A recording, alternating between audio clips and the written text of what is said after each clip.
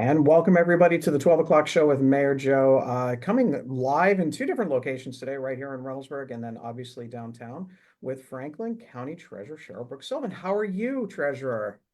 Good morning, Mayor Joe. I'm well. How's everything in your universe? Everything is always exciting as possible. It's sunny out. The weather is a little warm, but it isn't raining, so I'm in a good mood. So I'm going to take that. Yeah, we'll take that.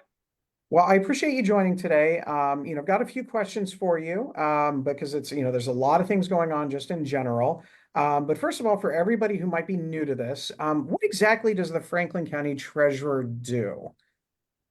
Okay, so our three main functions are collection. Everybody seems to know the collection part. We collect the property taxes. We're also the banker for all of Franklin County, and we are the investors for all of Franklin County. So those are our three main functions. I'm betting two of those are more fun than one of those. The investor and the banker are probably the most enjoyable things. The other one, not so much. They all have their seasons. They all have their seasons and ups and downs. But yeah, basically, maybe I would agree with that. Okay. Well, what are the most common questions that your office receives? What are are there things that are like always consistent other than I don't want to pay this? I mean, what are some of the more consistent kind of questions and concerns that residents bring you? Usually the questions that we get most often are questions that don't have anything to do with our office. Taxpayers always want to know, why are my taxes so high? Why did you value my property at this amount? And both of those functions occur in the Franklin County Auditor's Office. We have a very distinct checks and balances between the Auditor's Office and the Treasurer's Office, whereby they create value and we collect against the value. They did not want one government entity being able to control both of those. So you couldn't create a value that would benefit your agency somehow. And so, that's just part of the way the government breaks up all of the different authorities so that nobody has too much control. So the questions we get most often, we don't have anything to do with. Well, that's good because I can imagine. I know I've had Auditor Stinziano before, and I think he's kind of said the same thing that a lot of questions that he gets about, who am I sending everything to, kind of gets directed that way. But from a checks and balances way, that's a great move all the way across. Yes. As far as like if somebody has a question that is actually one that is for you, that they have to make a payment, that they have to do something like that, what's the best way to get in contact with your office? So I literally, and I'm not exaggerating at all, have the best customer service team in all of Franklin County. And they can be reached at 614-525-3438. They're very patient, very knowledgeable, and they will get everybody through, whatever the obstacle or challenge or question is. They're amazing at what they do. Well, I've heard nothing but good things, of that. I live on the other side of Reynoldsburg on the Licking County side, so I don't have to necessarily, worry about that. But when I hear people coming and talking to me, they have nothing but great things to say about your office, which is They're good. a great team, just very genuine and great at what they do. It's good. Now, do you have any new initiatives, any programs, anything that's coming up that you want to make sure the public is aware of, anything like that?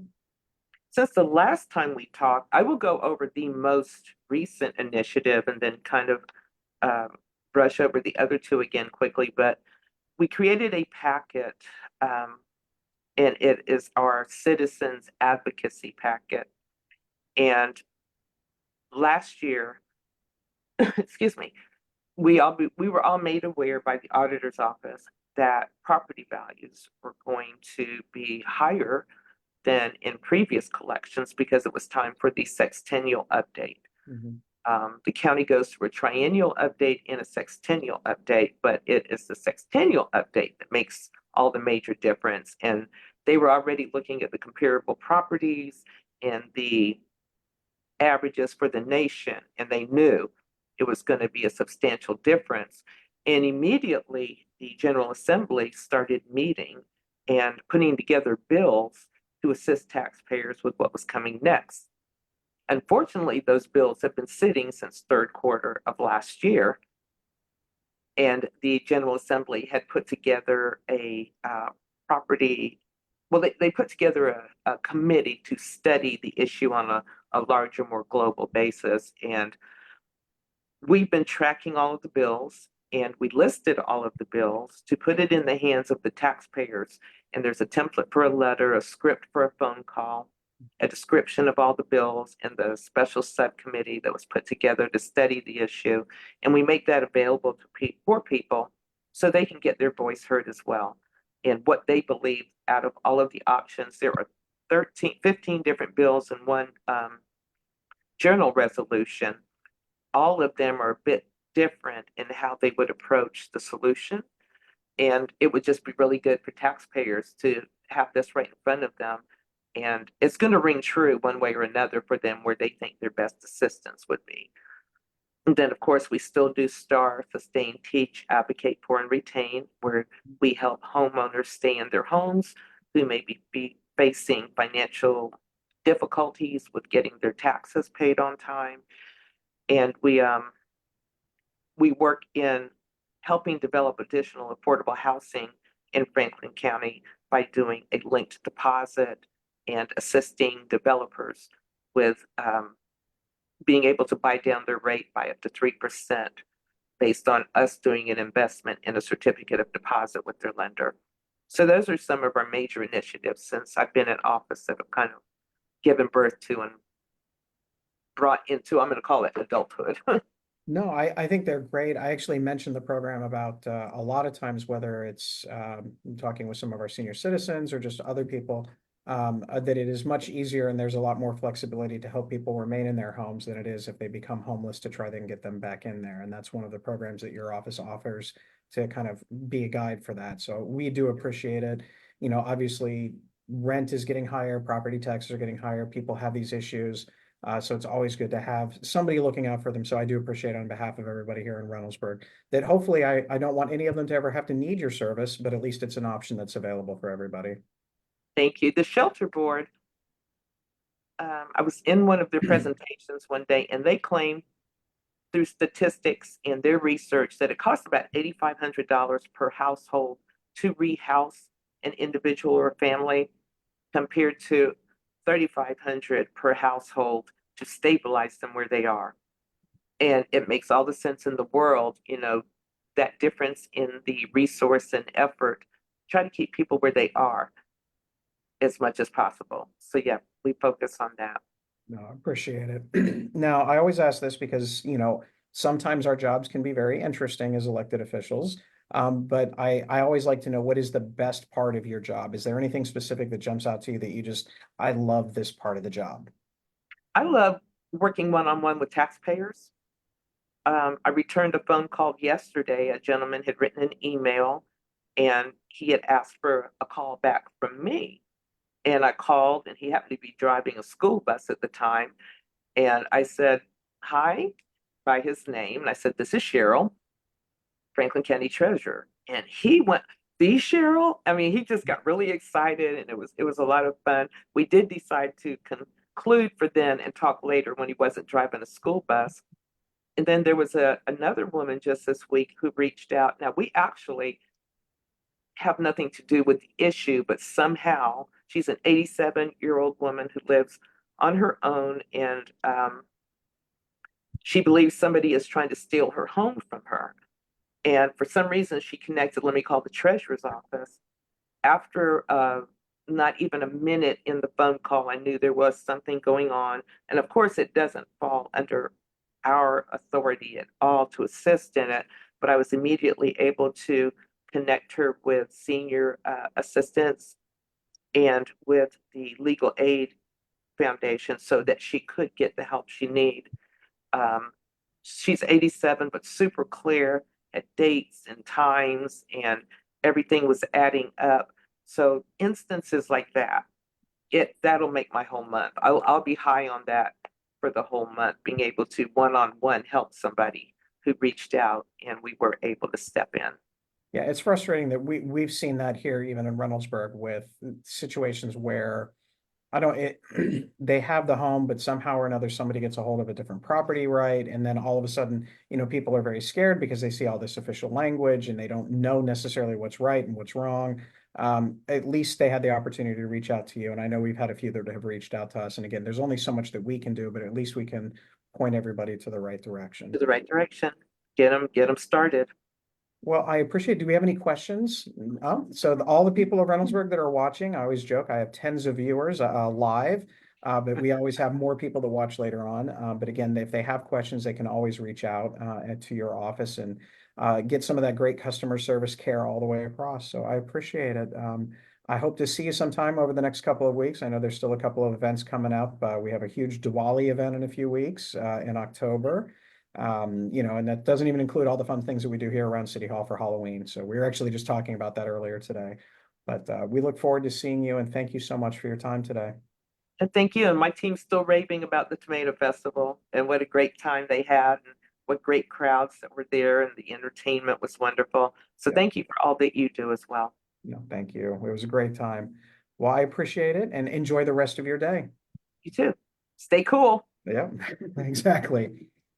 Well, ladies and gentlemen, Franklin County Treasurer was there joining us today. And so we're going to go ahead and we have an additional guest a little bit closer to home instead of Franklin County, my good friend Tatiana. So Tatiana, come on in. Let's roll over here. There we go. All right. Now, a little bit more. I got to get in camera shot. I know. Trust me, I put my deodorant on today. So Tatiana and I, we've known each other for a number of years, and we've been able to develop a great relationship and support for a very large part of our community here in Reynoldsburg, which are our Macedonian friends. And you have something fun that you want to talk about. So now I'm going to stop talking until we get to the food part, and I'm going to let you go ahead and take it off. All right. Well, good afternoon, and thank you so much for having me on your show. Again, my name is Tatiana Bojanovsky, and I am originally from Macedonia, and I belong to the Macedonian Church St. Mary's Cathedral, which is on 400 South Wagner. If you happen to pass by the church today, you're going to see a whole bunch of cars parked there. It is St. Mary's Day for us, the biggest holiday, so we are all there celebrating. So on behalf of the Macedonian community, we wish you all the best. Love, prosperity, peace, and yeah. So, and if you like, please join us for the lunching. That's probably about to start in about a few minutes. So we know that this conversation will move a little bit faster now with the lunch coming Yeah. up. So. Right, yeah. But the reason why I'm here today is to advertise our annual festival. Mhm. This year happens to be the 14th annual festival for our community in our church. We did pass these cards at the 4th of July parade. And it's perfect because it's all backwards. No. Yeah. There you go. Well, so it is always the following weekend after Labor Day. So this year it's on the 6th, 7th, and 8th of September. Friday, we usually start at 4 and we go till midnight. Saturdays, we start at noon and we go till midnight. And then on Sunday, we go from 12 to 6 o'clock. It's a lot of fun. It's always a good time. It's music. It's definitely a different vibe when you go to, because we do get a feel for the Macedonian culture, whether it's the dancing, the music, and things of that nature. That's always good. My favorite part's the food. It's always good. So the way that they have it set up is you've got your kind of like your two lines, and I don't pay attention to anything other than the desserts when you get kind of closer to the checkout area. There's always really good things to try there. What's your favorite? Do you have a favorite? Oh my goodness. I will have to go for the desserts. Absolutely. Oh, I just mean, what's your favorite dessert? My favorite dessert, I will have to go between the well, we call it Indianki, but it's kind of like a little cake looking thing. I wouldn't even know how to translate it, but it it has a little cherry on the top, so go look for it when you go there. Yeah, it's the unfortunate role of a mayor is that I had to taste a lot of different desserts. It was a really rough thing that I've had to do these last few years. And And I'll have to do it again in about a week. So, well, you're just gonna have to make sure that you come hungry. mhm. Um, the great thing about the festival, the parking is free and admission is free. Yep. And then you mentioned the two lines. So when you go inside the church, you can go either to your right or to your left, and both lines are identical. Mhm. And we start with the main foods with all the meat, which is cooked outside. We do have all traditional Macedonian skinless sausages and the kebabs. Mhm. And then the stuffed peppers and the stuffed cabbage rolls and all the other side dishes. And then we go to all the baked goods, all the pastries, savory and sweet, and then the desserts. The bar is going to be outside, right by the tent. Um, I don't know if I'm allowed to advertise. Oh, yeah. Okay, yes, we are going to have Macedonian There's a few people imported. that enjoy some beverages out there that watch. You're fine. You're Yeah. fine. So imported Macedonian wine, Macedonian beer. So that's always fun. Saturday and Friday and Saturday, we are going to have live band, Macedonian live band, Macedonian music and dance. I know last year we were able to get I on the don't know. band. I don't know if I would consider what I did dancing, but You did good. I was movement and I didn't fall down. So we'll go There with you that. go. You did good. You did good. So now you have some practice. So this year you just come on down. Yeah, good luck with that. We'll see. All right. Um, so yeah, during this program, we are going to have our kids, the folklore dance group perform. Mhm. And then this year we are also going to add a little bit of a program from our kiddos that attend our Sunday school. Okay. So you may hear a poem or two or something, a song in Macedonian from our kiddos. Well, I think that's part of my favorite part, not the dancing, but the other stuff, the when I'm watching the dancing, not participating in it. And it's nice to see that, obviously we look at kids today and what their interest is in Mhm. keeping up their cultural heritage and how Mhm. difficult a job that is in the best of circumstances, let alone in America where we are very much like we love our pop culture-ish type things, but to have some of these kids be able to express themselves in those ways is really cool to see, to kind of keep that heritage alive, generation after generation. It really is, and they take such pride into Mhm. doing this. They look forward to all of these events. In fact, they are scheduled for the next few months to participate in several other events Yeah. within the community in our county. Sounds good. Well, I hope everybody can go. Again, the dates are next weekend, not this weekend, but the next weekend, Friday, Saturday, Sunday. I bet if just somebody shows up anytime after about what, 12 o'clock on Friday or 4 o'clock on Friday, that somebody's going to be there until like Sunday at 6. Like, do you actually go home, or is it like, because with the tomato festival for us, we just live at Huber Park and we don't go anywhere else? So if I go home, I don't remember.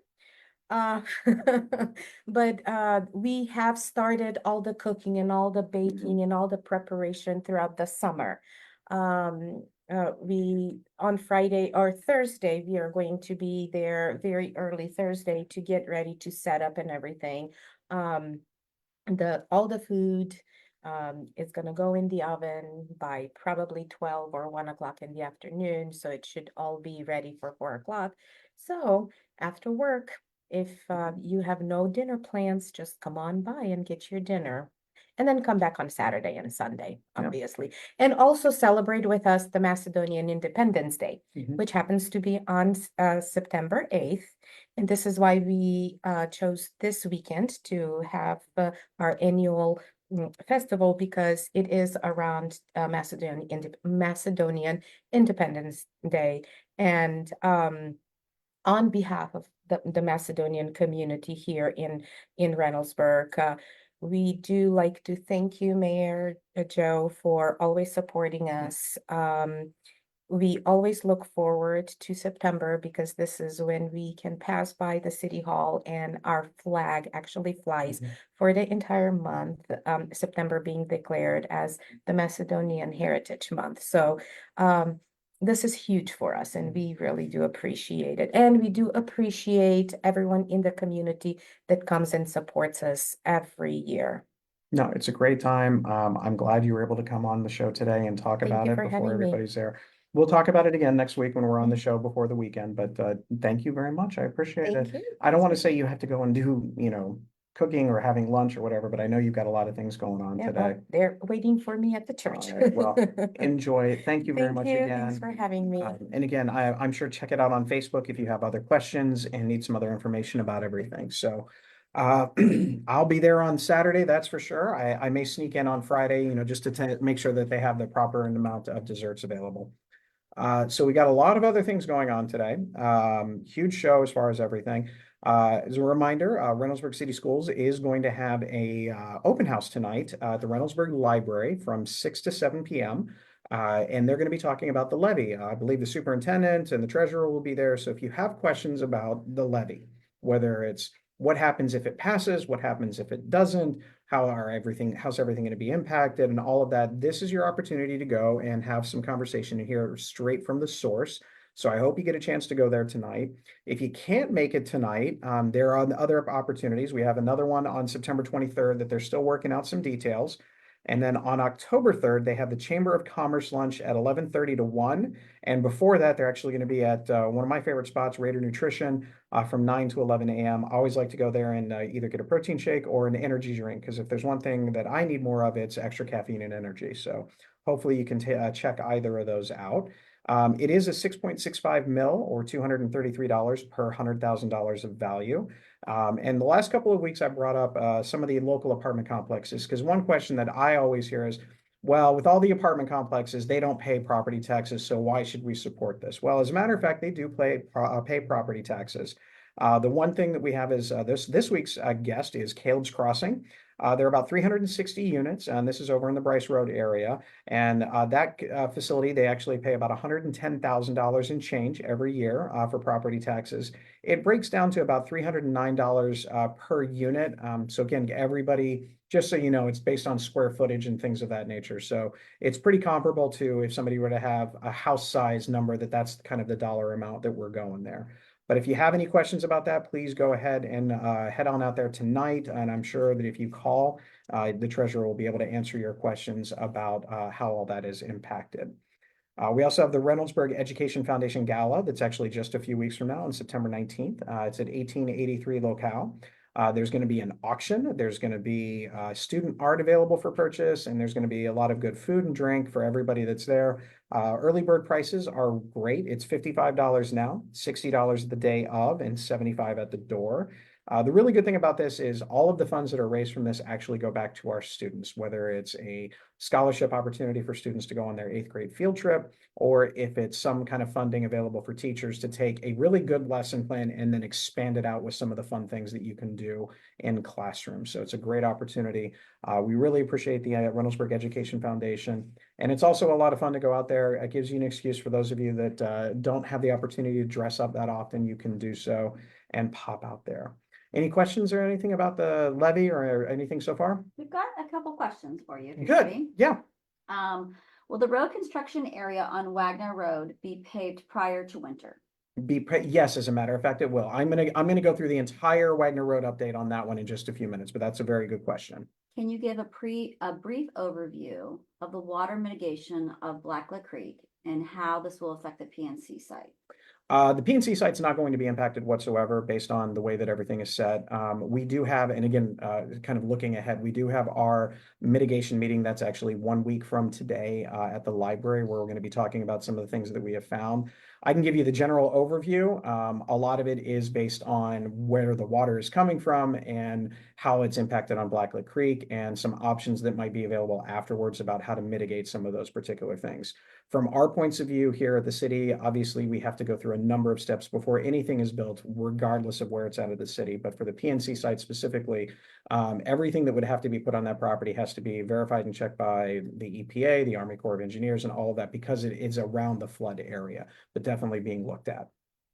What's happening with the Alliance site? That's a good question as well. The Alliance site is going to be coming back to our Planning and Zoning Board. I want to say, I'm being told, probably the first meeting or second meeting in October. What they're doing is they have retooled some things. They've got all of the infrastructure, all of this, the boring stuff is done, the water lines, the sewer lines and things like that, but they're redoing some of their building that they're going to have. And then they're also going to be coming back to talk about, again, the restaurants and retail that'll be a part of it. So that's still all on the table. So if you're on the site, in between the McDonald's and the road, there's that section where there used to be a gas station. There's still plans for a restaurant there. There's also plans for a restaurant in between McDonald's and Taco Bell. And then there's the retail stores and things like that will be on the or on the Bryce Road side, kind of in between where the McDonald's and the bank that currently stands in. And then their building will be behind that. So that's kind of what they've got right now. But we'll see all of those things when they come back to planning and zoning in a couple of weeks. Their goal is to get that approved and make sure that everything's all ready, and then start construction just after the first of the year. It's a good question. Got two more. Okay. So got appreciation to the Reynoldsburg Police Department for their traffic enforcement efforts, and I hope that this continues.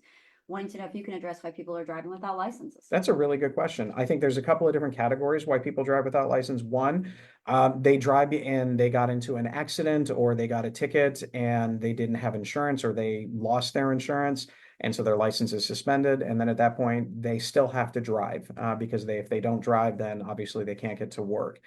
So we've tried to work with a number of people that fall into that category, where we will hold off sentencing as long as they go through a process to make sure that they can try and get their license back and make sure that they get insured. As far as the rest of it, it is a widespread thing. I'm not really sure why. I've always kind of grown up with the fact of, you have your driver's license and you have your car insurance, and that's the way it is. But that doesn't always seem to be the case. And what's interesting is it kind of spreads all around the gamut, all demographics, all ages. All of them, for some reason or another, the examples of people who don't have their driver's license or who don't pay attention to it. And obviously red lights, some people feel, are kind of just optional or guidelines nowadays. Saw somebody drive through a red light earlier today too.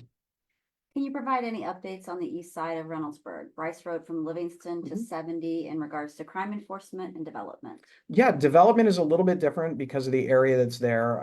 There's only so much vacant space. A lot of it is got some smaller restaurants or smaller, stores and things like that there.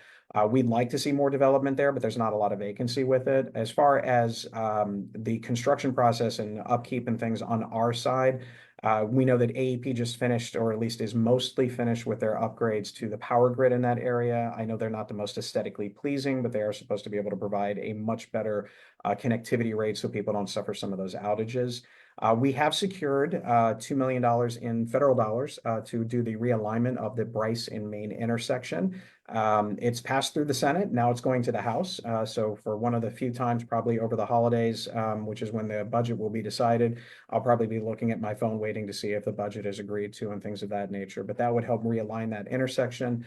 We also have a grant application out there that we are waiting to hear back from on the kind of like the improvements of Bryce Road, basically from Bryce all the way to Livingston.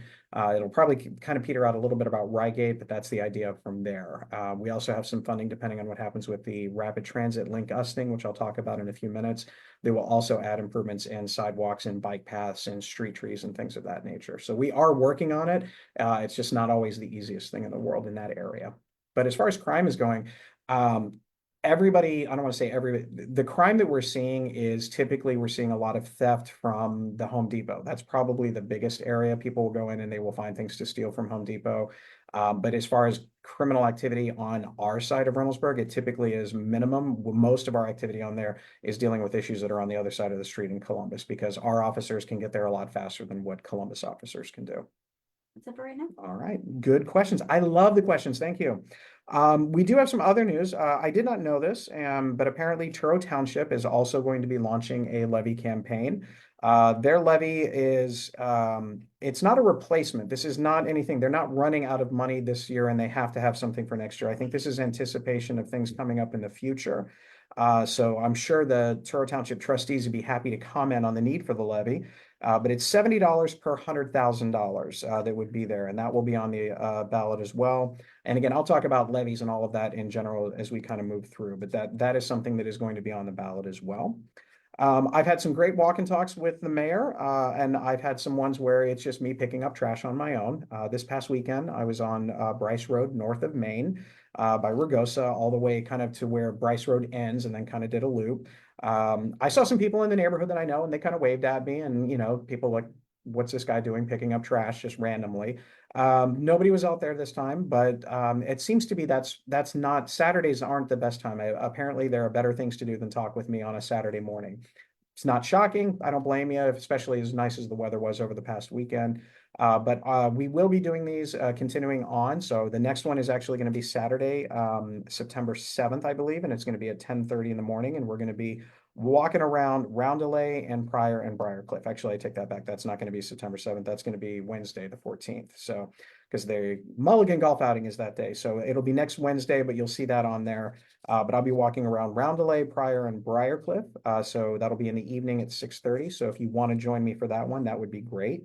We've got a couple of other walk and talks scheduled, including Woolham and Broadwin, Kingsley, and Tomahawk Trail. So there's a lot of things out there. All right, so Wagner Road. Let's talk about Wagner Road. There's a couple of things that are going on that people ask questions about. One, no, it is not behind schedule. It's exactly where we expected it to be at this point in time. It is not an unorganized, and I'll refrain from saying some of the words that I've seen on social media about what's going on. What we've done this time is different than what we did with Main Street. One of the biggest issues that we had with Main Street is that we had one group come in and do their work and no one else could work until they were done. So that would be Columbia Gas had to come first. And then it was AEP, and then it was our crews, and then the cycle kind of repeated for whatever process. What we're doing this time is trying to find ways to advance that a little bit. So what you're seeing right now is a lot of work between our crews and AEP working around the bridge area close to Main Street. Columbia Gas, on the other hand, is working on the other side of the project down towards Priestley and Jordan's Crossing and that area. So that's where Columbia Gas is. The idea is that we wanted to have as many operational units out working at the same time, because overall that will cut down the time frame. Now, I will be honest with you, not everybody likes to work and play well with others amongst the various groups that are out there, but that's why we have them separated in different parts of the project. So that way they can each do their own thing and gets things done. Some things that you have seen so far, I saw a post last night on Wagner Road. Obviously, Columbia Gas has to block off certain areas and make sure that, there's some fencing there when they're doing some specific work that they needed to get into. They've also been doing a pressure test. So for those of you that have seen a limited lane on Main Street headed westbound towards downtown Columbus, basically, there's been a little bit of a lane closure on that by the gas station. That's because they were performing a pressure test. So they have to keep the water running on a consistent basis to figure out, okay, is there a leak? Are there problems?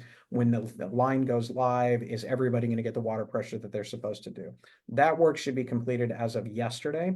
The next thing we are waiting for at this point is Columbus actually has to come in, Columbus City, and they actually have to chlorinate the water. So they're going to be opening that up. I don't have a date on when the chlorination begins, but I'll let you know. Once that's done, then everything from that particular water line gets opened up. So that's it. Now, AEP, like I said, is working in the area right now. So if you look around the Main Street area by the bridge, you will notice that there's a couple of different sets of poles. There's your typical power line pole that look relatively new.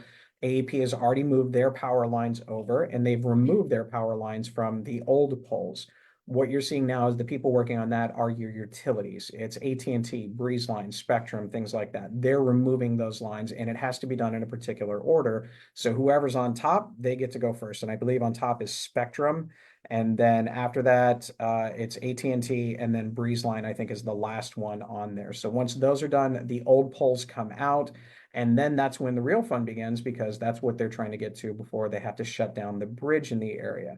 But before they're doing the bridge, they're actually going to be working on what is called a culvert. I'm not sure if anybody knows specifically what a culvert is. Basically, this is where the water goes. So we have a map of where the culvert is. This is just a little bit south of where St. Pius is. I'm sorry, a little bit north of where St. Pius is. This culvert area needs to be replaced and widened. So at some point in time in the next 3 to 5 weeks, that area is going to be shut down because they have to take the culvert out, so there's no road. What they will do is they will actually open up the other sections of Wagner Road to both northbound and southbound traffic. But before they do that, they are going in to pave some of those areas to make sure that the patterns are better on both sides. So the one somebody who asked earlier, is that going to happen? Yes, and as a matter of fact, it is. It's either going to be pure asphalt, depending on the area, or they're going to concrete it to make sure that it's level and flat out. We don't know when this is going to happen yet because we have to get the chlorination test done first. Once that's done, then they'll move from the chlorination to the culvert. Once the culvert is done, then they will be going to the bridge replacement, which if you watched last week, this is what you saw, the bridge right on Main Street. That is going to be taken care of and upgraded. So they're going to scrape everything that you see on top of the bridge. They're not taking the whole bridge out, but they're going to be resettling all of it. Again, traffic both northbound and southbound will be allowed with the exception of that bridge. So if you're coming from the Broad Street, you can go from the Broad Street area all the way to the VFW and back, and you're fine traffic wise. You just will not be able to cross at that particular bridge. So that is a huge amount of information for a Wagner Road. Did I have any questions or did I cover everything? I think, okay. Subtle. All right, so when that comes in, I'll be happy to go in through some of the other stuff. We do have the Trivium site, the corner of Main and Lancaster. They are moving fast as they can to get everything ready. We're hearing probably sometime in the next couple of weeks, there'll be kind of a soft opening of a few of the locations. They're waiting for the brickwork to come in. Once that comes in, that's when you'll see a little bit of a lane closure, probably for a day or two until they get all that brick stuff in, and that'll be on the Main Street side. Main Street's not being worked on, it's just the brickwork. Question? Nope. Okay. CODA. So obviously there was a nice article in the Columbus Dispatch yesterday talking about CODA and the rapid transit line. And I'm just going to kind of go through a couple of things that we've seen from it. First, we had a great town hall meeting last week at the library. We had probably about 30 to 40 people show up. There are reasons why people were not in favor of this is the same reasons that you would expect and probably what you've seen on social media. One, the taxation aspect of it, which I'll get into in a little bit later. I completely understand that it is a sales tax. It is going to be something that would go up and it would impact Reynoldsburg differently than other communities because we are in two different counties, Franklin and Licking County. The other issue is how does the travel work between, let's say, half to drive all the way down to 270? That's a really good question. Right now, they are talking about a dedicated bus lane each direction, both east and westbound, and then that would limit the number of lanes available. Now, is that going to be the final thing? I can't tell you. They have not gotten to that point. The engineering is at about a 30% level. We just got in the traffic data about a week and a half ago, so our engineers are looking at it to see what the viability of that is. I cannot tell you what it is because I'm not a traffic engineer, but I can tell you that the reason why people are in favor of this is a lot of the same things that would actually be a benefit to everybody. One, because the buses would run on a more frequent basis, we're talking about every 10 minutes is what they're estimating. That would allow people to actually travel on the bus at a faster rate of speed, so they would not be in their car. And if every bus had even half of it full, 25, 30 people per, they're each two sections of a bus, that's how many cars off the road, which then, reduce the overall traffic. The other part of it is one of the biggest things that I get complaints and concerns about from local businesses, whether it's Dynalab or whether it's some of the businesses that are just outside of Reynoldsburg in the Etna Township area, is employees. And one of the reasons why they don't have employees is because of the lack of transportation. Central Ohio is one of the largest communities in the United States that doesn't have mass transit. CODA exists as it does today, but it doesn't necessarily work well because the schedule is not workable for people. Like a great example is the L Brands facility on Broad Street that is part of Reynoldsburg. It's the Victoria's Secret and Bath and Body Works. The CODA bus schedule does not match with the schedule that the employees work at those locations. So you can't really take a bus there unless you get to work an hour or two early and you have to stay an hour or two later. So that's one of the reasons why this rapid transit line will address some of those issues, including all the way out to Etna Township. But you also have the possibility of people who live in Reynoldsburg that might work in Whitehall or Bexley or somewhere in Columbus. They can hop on the bus and do this. This is not an unusual thing. You have it in all sorts of communities, whether it's Boston, whether it's Chicago. This is a little bit different because it's buses and it's not trains, but trains become a whole other different category. I'm pretty sure that if you were to ask everybody at CODA and involved in this, they would rather have trains, but the money just isn't there for that all the way across. Probably a good example to look at is up in Cleveland in the Euclid area. I think there's a Cleveland hospital there where they have this dedicated bus lane, and the traffic works exceptionally well. They see about the same amount of car traffic that we do. It just, they have buses that move people a little bit faster. I know that I'm looking forward to the idea of being able to go down and see a Clippers game on a bus without having to look for parking, or Blue Jackets, or go see a play at the Palace Theater or something like that. I know this isn't going to be for everybody, and not everybody's going to pay attention to it. But the reality is that we have 1 million more people coming to the Central Ohio region over the next 20 years, and we cannot afford 1 million more cars on our roads. So we have to find other alternatives, and this is that first step to do this. So, good questions. I had a question that says, do you know why the Coda line is not going to stop at OSU and stops at Nationwide? And OSU is one of the top employers in Central Ohio. That's a good question. I don't know that one. I'll be honest with you. Everything that I'm looking at, I'm trying to focus in on what's going on in Reynoldsburg, but that is a question that I can ask and find out. I don't know geographically where the Nationwide stop is versus OSU, or if there's ancillary routes, because I know one of the things that Coda is doing is, I don't want to call them like express routes, but they do have like little offshoots. So you go to the main thing and then you hop on a bus, and then that will take you to another location. But I can't imagine that they're avoiding OSU. I just am sure that there's probably something else there that I'm just not aware of. But that's a good question. How would the designated bus lane affect getting in and out of businesses along Main Street? That's what we're waiting to hear, because we're hearing that it could be open lanes where you would have your buses there, and there wouldn't be any, like, there wouldn't be guardrails on either side. But we've also seen designs where maybe that's exactly what it would be. We don't know. We haven't had those conversations yet. We have to get the traffic data reviewed by our engineers. We have a meeting set up with Coda every 2 weeks. We have our next one scheduled for the week after next, just because of the holiday week.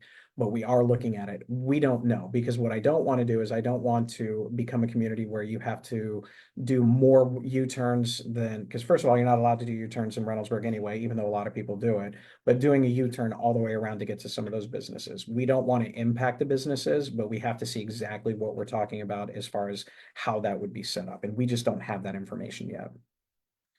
All right. Another interesting thing that's coming up, the Ohio Department of Transportation has released a little bit more of an updated design of the Taylor Road and 70 interchange. So there you go. You can look at this in more detail at the Ohio Department of Transportation, and you can take a look at it. They're no longer taking public comments, which means at this point in time, they're pretty much settled on this design. The design is very similar to what you see at Diley Road and 33. You'll have both eastbound and westbound access, and you'll be able to cross over into Pickerington and vice versa. Their next step that they're looking at is planning out property acquisition and right-of-way acquisition, so that way they can actually build this thing. They are on schedule to start construction in 2027, though they may be doing some of the preliminary stuff as early as 2026 when they start looking at the 256 interchange. So as I continue to get more information about that, I will let you know.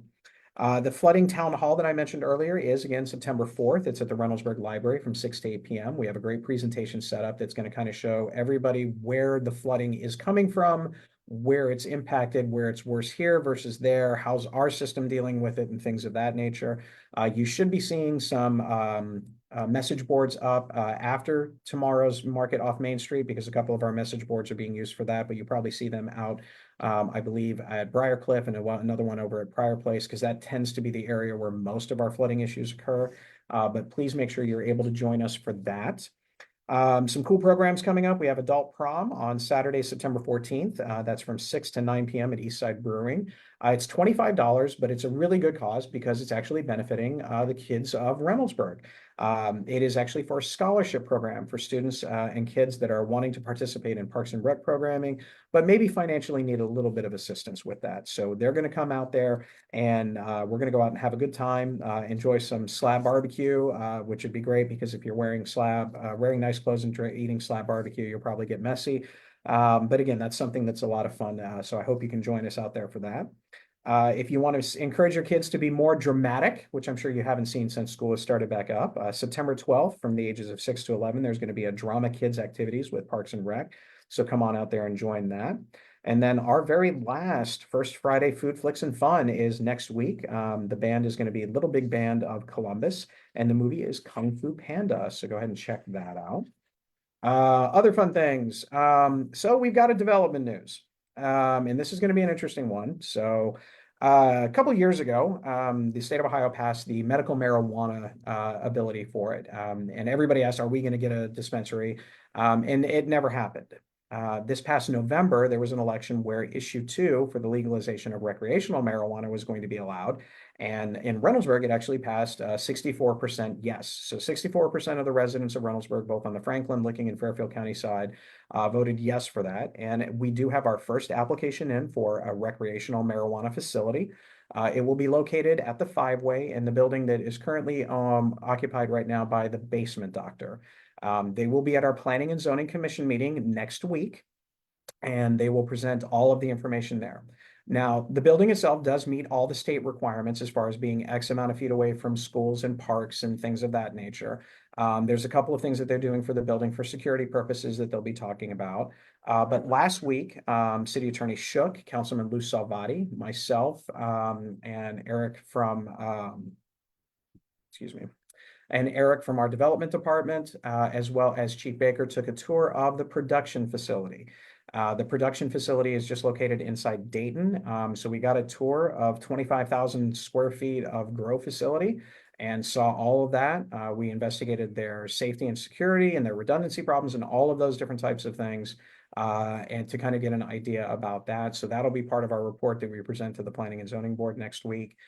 We also found out kind of like the sales, predominantly the sales for this particular group will probably be mostly the gummies, as opposed to actually buying plants and things of that nature. But everything is very secure because it has to be. It's regulated heavily by the state. And things of that nature. So again, if you have any questions, feel free and ask. If you're really happy about it, then enjoy. I'm pretty sure that the Burger King next door might get a little bump in business after this thing comes online. But if you have any questions about that, please let me know. Anything so far? We got a question going back to CODA. It says, can you Yep. please go over the weird sales tax situation with the CODA issues in Reynoldsburg? Yep. So CODA is the way that, because Reynoldsburg is set in 2 different counties, we have Franklin County and we have Licking County. Right now, the number of the sales tax that CODA is asking for is a 0.75% increase. 0.5 of it is just a replacement. That is what the norm, or 0.25 is the replacement. 0.5 would be the increase that would allow the funding for this. If it passes, because Franklin County sales tax is different than Licking County sales tax, it would actually put the Licking County sales tax at 8.25% as opposed to the 8% all the way across. Now, keep in mind, the city doesn't get anything for sales tax. This would be predominantly Kroger, or I'm sorry, this would predominantly be benefiting CODA. Everything else from the sales tax perspective is a Licking County issue that the residents of Licking County passed. But because CODA, the jurisdiction of CODA includes all of Reynoldsburg, everybody on the Licking County side will be actually able to vote for it. So that's the odd thing with it. It just happens to be that Licking County in general has an additional tax that Franklin County does not, or it's not at the same rate. It's very similar to like people who live in Franklin County that have to pay the taxes for the Columbus Zoo, even though technically the Columbus Zoo is not always in Columbus. There's certain parts that are out there. That's just because of the jurisdictional aspect of it. Okay. All right, so a couple other things. We've got the last market off Main this week, and that's tomorrow from 4 to 7 p.m. The food truck is Schmidt's. So if you want to get your last shot at a cream puff or a Bahama Mama, tomorrow is the day. Do we have any other highlights of anything? We're going to be doing a raffle for Okay. the last market, so come out and sign up and you can win some prizes at the market. Prizes for the market, so it's always a good thing. Some great vendors out there. They do a really good job for the last one. Towards the end of the year, the market tends to kind of dwindle a little bit. But last week we had a couple of different produce vendors in there. There was zucchini that was really, really big. It was just a very, like, is that really zucchini? So, but again, that was one of those things that if you want to check it out, there's plenty of produce there. Tomato, corn, all the things that you would normally pick up there, plus some cool little items all the way out there. So hopefully you can make it for the last one tomorrow night. September 8th, the Heroes for Heroes 5K is going to be going on. We have about 50 plus participants so far. This is actually in honor of those attacks of September 11th. So this is a charitable function that comes out that the city of Reynoldsburg has participated in, and for a number of years, my wife and I have volunteered a long time to kind of help with this. It's a great opportunity to support and provide comfort and funds for some of those that were impacted by 9/11 and after. It's 2 different versions. You can either do the obstacle portion of it, which is the full optional thing where you're crawling in mud, you're climbing over walls, you're doing what they call a sled pull, which is where I'm usually at, where basically you have people lie down on almost like a kind of a medical blanket, and then they pull you from one side to the other. It's really great that I get to watch all that and not participate as a volunteer, so I enjoy it. But for those of you that want to actually participate, that would be a good thing. Go ahead and check out. Plenty of time to sign up. You can sign up the day of, but I believe it's a little bit of an additional cost. But for everybody else, please go ahead and sign up. It's a great opportunity.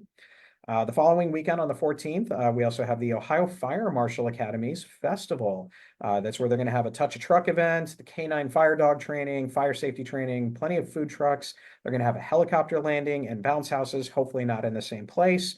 And then there's going to be plenty of face painting as well. So those are all really cool things that are coming up in September. But we all know that my favorite month of the year is October because it's Halloween. So I'm putting out an all call. I need some help. I am calling for all dinosaurs. Anybody who's got dinosaurs, I need as many dinosaurs as possible. So if you have that, I need you to come and contact us because we need a whole bunch of dinosaurs. And if you know what I'm talking about, you know what I'm talking about. All the nice inflatable dinosaur costumes. Needs tons of them, hundreds if possible. I'd love to go for a Guinness record, but if we get 20 or 30 of them, I think that would be great. So that Halloween party is going to be October 19th, sponsored by the Community Association and the City of Reynoldsburg. So we'll have our kind of joint events with that. So it's going to be a lot of fun. We do have a couple of cash drops coming up on September 15th. We have the Reynoldsburg Special Olympics that will be out there at the usual locations. And then on the 21st, the Reynoldsburg basketball team will be out as well. So that'll be out there collecting some funds. Any questions before I get into a couple other comments? Yes, can you provide any updates on AEDs and police cruisers as well as the Stop the Bleed effort? Okay, I'm not sure about the Stop the Bleed effort, but the AED cruisers, we're going to try and get that into the budget for next year. Stop the Bleed, I'm not familiar with the terminology for it. And then where do we go to sign up for the 5K? The 5K, head out to the Reynoldsburg Parks and Rec site, and they'll direct you how to get onto that particular page. All right. So I've got a couple of things I just kind of want to discuss on some big issues. Over the last, really, since I've been mayor, and even really going into the school board, there's always this idea about issues that are facing our community, whether it's issues with our schools, issue with our city, issues all the way across. And on social media, especially, there is this idea that everybody thinks and wants that very simple solution, that there is a one simple thing that this is how we do it, and this is the only way to do it.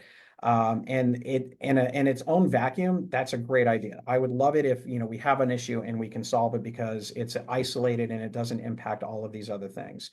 Unfortunately, that's not the world that we live in, and it's certainly not the world that I live in with this. What has to happen is you have to look at things that are beyond just the individual thing and look at the big picture, whether it's understanding the complexities of everything from our national level issues like border immigration issues, foreign policy, to the state level, which includes gerrymandering and energy policy, all the way down really to the local level, which can include everything from construction and traffic that we've talked about, development like housing or the recreational marijuana, levies, and even this past week, a big topic has been door-to-door solicitation. All of these things are issues that we deal with on a regular basis in our lives to some extent. It would be great if we had a simple solution for everything. The government cannot solve all the problems, and the government certainly doesn't want to solve all the problems because a lot of it is personal responsibility. But what's interesting in my position, especially when I see things on social media, is it really depends on how the individual person is being impacted.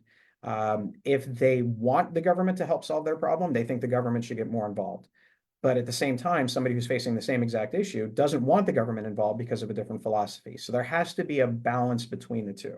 So all of the issues that we've talked about here today, whether it's the recreational marijuana or whether it's the bus rapid transit, the school levy, the fire levy, all of these different things, in a vacuum, it's easy to solve, but in the reality of it, it becomes very difficult. Take school levies, for instance.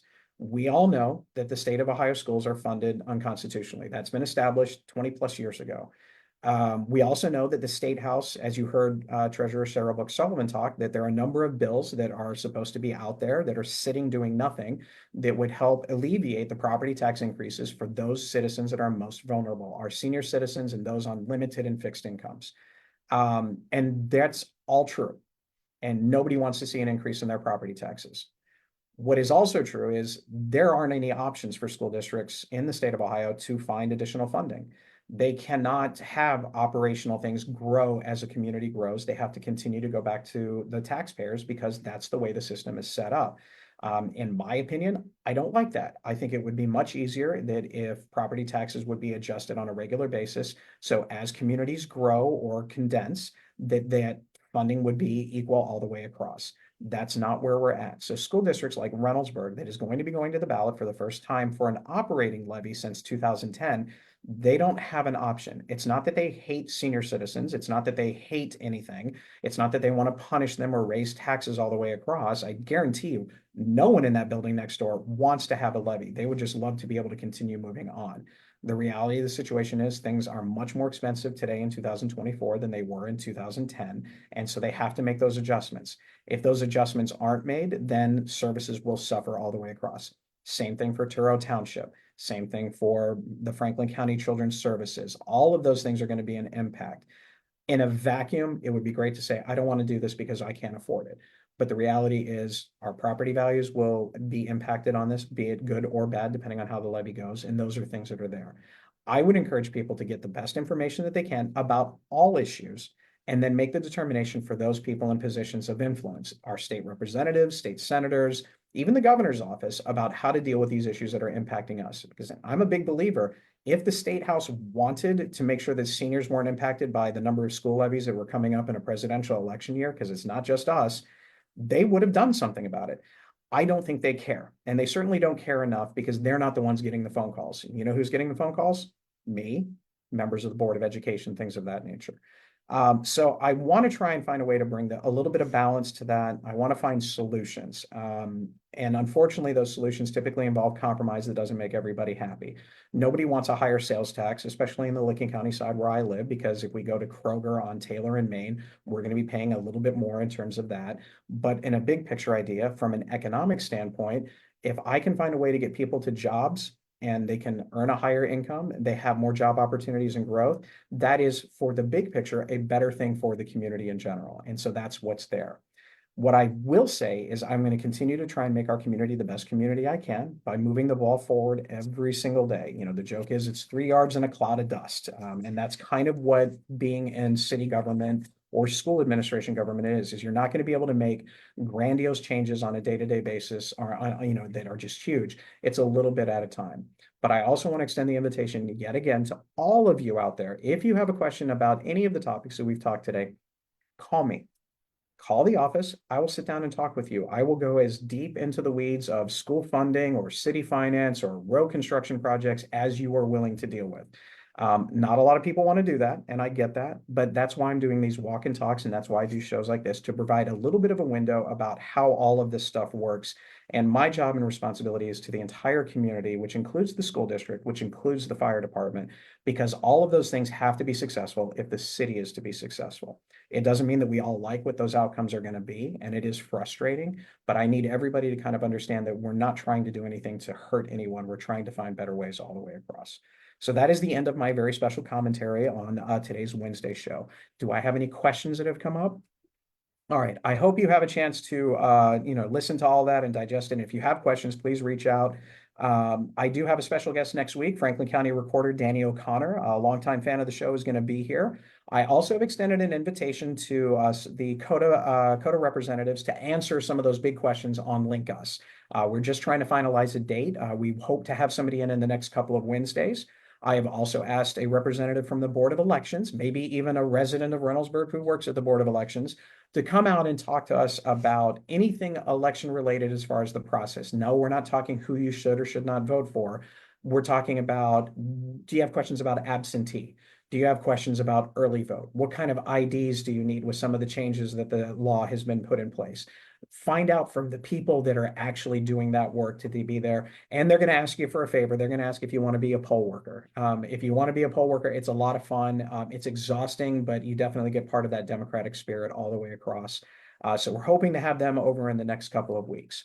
With that, I wanted to say thank you again for everybody showing up today, Sherbrooke Sullivan and Tatiana, about the wonderful Macedonian Festival. Everybody else, have a wonderful rest of the weekend. I'm sure we'll see you out there. Stay safe, stay respectful, and as always, please put your shopping carts away. Have a great week, everybody. We'll see you.